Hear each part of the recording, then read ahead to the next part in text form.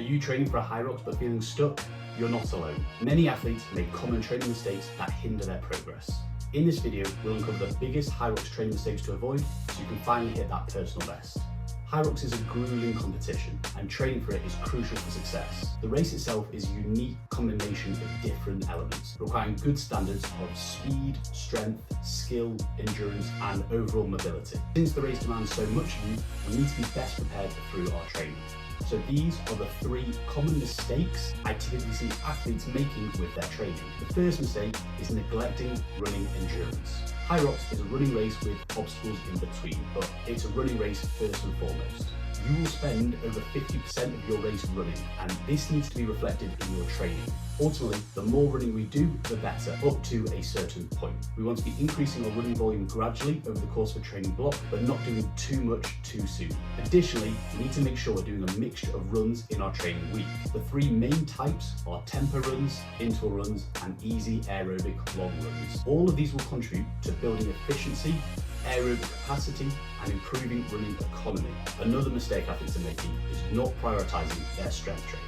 Hyrox is of course a running race, but it does require a large amount of strength. The main reason for this obviously is so that we can actually move the heavier stations, whether that's the sleds or the lunges. But strength training is important for a few other reasons. Firstly, getting stronger means that on race day, we'll be working at a lower percentage of our 1 rep max. This means it won't cost us as much energy on the day, because the stronger we are, the lighter the stations will feel. It's also super important for our running. Not only does it help prevent injury, but it'll also help improve our neuromuscular coordination between our brain and our muscles. This basically helps us recruit the right muscle fibers for running and tells us not to recruit the wrong ones. Strength work is also important for overall robustness and resilience. It will help us absorb impact from the ground and maintain posture under load and fatigue, which is obviously crucial for a Hyrox.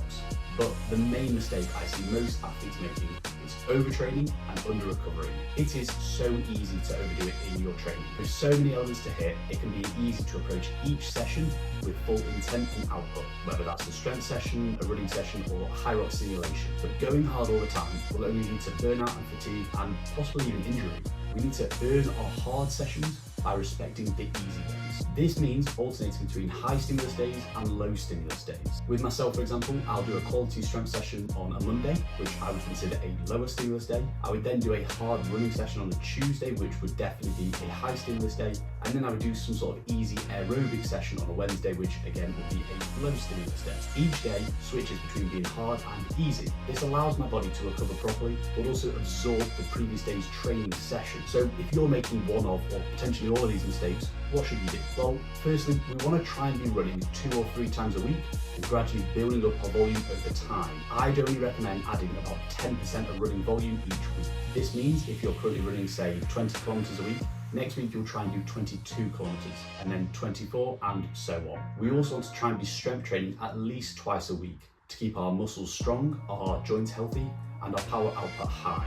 We do though need to make sure we're progressively overloading our lifts so that we're not just rocking up to the gym and going through the motions. And we want to properly structure our training week to include a mixture of high days and low days.